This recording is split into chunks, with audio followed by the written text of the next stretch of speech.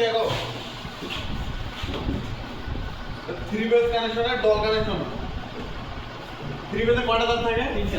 তিনটা আর Y B হ্যাঁ red yellow আর blue আরেকটা কি নিউট্রাল ম্যাগনেটিক কন্ডাক্টরে কয়টা পয়েন্ট থাকে? চারটা পয়েন্ট আছে লাইন 1 লাইন 2 লাইন 3 তে তিনটাতে তিনটা আমরা যদি দেই তাহলে আউটপুট আবার কি T1 T2 T3 তে আমার কি তিনটা বের হচ্ছে না তাহলে আর ওয়াই বি তিনটা আমার ইন হচ্ছে তিনটাই আমার আউট হয়ে এটা কি যাচ্ছে তো ওভারলোড রিলে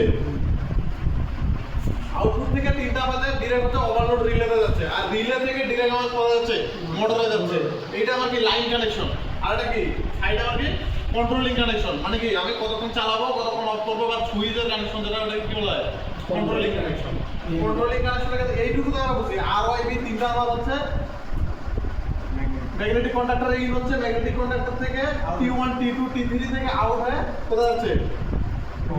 রিলেতে যাচ্ছে রিলে থেকে আমার ডাইরেক্ট মোটরে যাচ্ছে তিনটা এইটুকু তো বুঝছি না এখন আমার কি কন্ট্রোলিং কানেকশন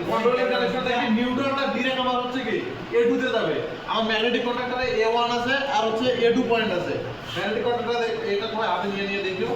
A1 আছে আর একটা কি A2 পয়েন্ট আছে A2 তে আমার নিউট্রালটা ডাইরেক্ট যাবে আর A1 থেকে একটা পয়েন্ট বের করে এনো সুইচে নরমালি ওপেন